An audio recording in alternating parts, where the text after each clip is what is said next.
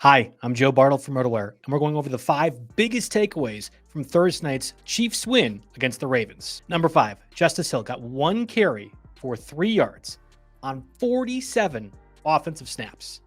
Now, either Todd Monken is one of the biggest morons since Arthur Smith, or more likely we're going to see Derrick Henry get plenty of playing time on the field in future games. There cannot be such an obvious tell that an opposing offense is giving a defense. That doesn't happen in today's NFL, and we certainly can't have a scenario where Justice Hill walks onto the field and teams automatically know there's going to be a pass. I understand Derrick Henry is not typically used as a pass catcher. I'd imagine most people at this point understand Derrick Henry isn't used that way in the NFL either. That being said, an egregious imbalance that we saw on Thursday between Justice Hill and Derrick Henry's opportunities cannot continue to happen. Either Derrick Henry will be used more as a pass catcher, which I think is the smart choice, or the Ravens are essentially going to punt snaps on different plays throughout the series and throughout the season where Justice Hill will run the ball and will help the sabermetric side of things become a bit better, where Justice Hill will tally a carry and therefore stop making the Ravens a sabermetric sieve. I don't know what the resolution is, except it feels stupid to say Justice Hill is going to continue to have this sort of playing time and this sort of receiving work. But in the same token, no Keaton Mitchell, who's on PUP for at least the next 4 weeks.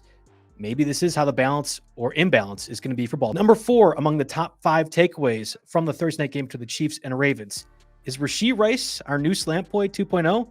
Everyone used that as a divisive term when describing Michael Thomas, and possibly rightfully so for the Saints. But in the same token, watching Rasheed Rice last night, it certainly seemed like he was a spry and explosive pass catcher when he had the ball in his hands. And why not? When you have Xavier and his speed stretching the field, likely have Marquise Brown at some point as well too, doing the same thing. Rasheed Rice and to a lesser extent Travis Kelce are going to be open and open often. This is why the Chiefs offense was one of the more explosive and projected to be more explosive to start the season. It's because there's no answers. There's no tells, and there's no bad players like Kadarius Toney or Marquez Valdes-Scantling mucking things up when it comes to these opportunities. I think Marquise Brown can do similar things to Rasheed Rice. In fact, I think Xavier will often be the field stretcher and a much better one than MVS was at various points last year. But Marquise Brown can also be that pass catcher and slant guy if and when defenses start keying in on Rasheed Rice on that slant. We're likely not going to see Rasheed Rice continue to victimize linebackers play after play after play like we saw in week 1.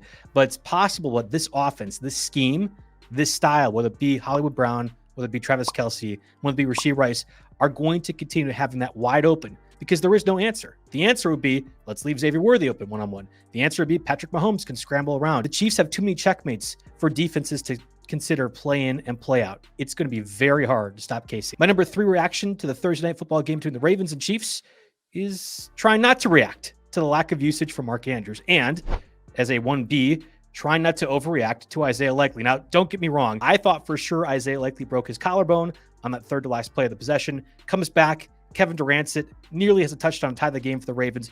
An incredible performance and frankly, a breakout performance for a guy like Isaiah Likely, who just last year, I thought, had that breakout moment in that crazy catch against the Jaguars on Monday night. At the same token, will the offensive line ever be as bad as it was week 1 for the Ravens? Yes, they're going to get better. Yes, they're going to continue to develop and improve and gain some chemistry together. But at the same token, Mark Andrews is probably going to continue to be a blocker for the first 3-4 weeks of the season. Does that make him become a tight end 5? Does that make Mark Andrews fall down to tight end 12 or 13? No, I don't think so. And in fact, talking about tells earlier with Justice Hill, you can't just have Mark Andrews be the blocking tight end. Otherwise, you can key in on Isaiah Likely far more and make Mark Andrews have to beat you, which he's done often in his career.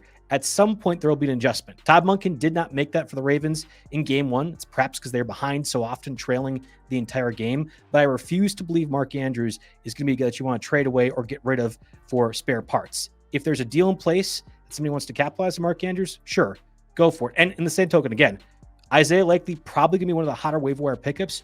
Rightfully so, especially given the tight end position and after the first 6 guys being question marks.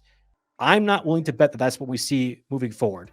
Trey McBride was a hot waiver wire pickup, consistently used. There was nobody else behind Trey McBride last year. Mark Andrews is still around, and I still think will be a fact. Reminder, everyone, please like and subscribe the video down below. Just click that button for us. It does a huge favor as we're pushing out more of RotoWire's content on the YouTube channel. And check out rotowire.com/try to get a 48-hour access to the site No credit card needed. My final takeaway from the Chiefs' Thursday win over the Ravens, Xavier, who will be the talk of the town for the next 48 hours, and rightfully so. Let's pump the brakes just a little bit, please. 3 targets.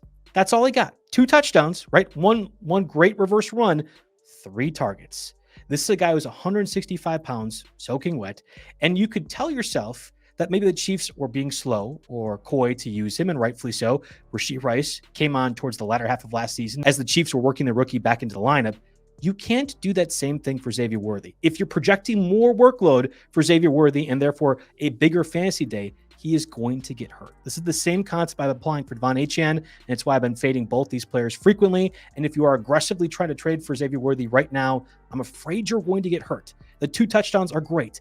90% of Americans could have scored that second touchdown on the blown coverage by the Ravens defense. That could have been anybody. That could have even been Marquez Valdes-Scantling if he actually had hands to catch the ball.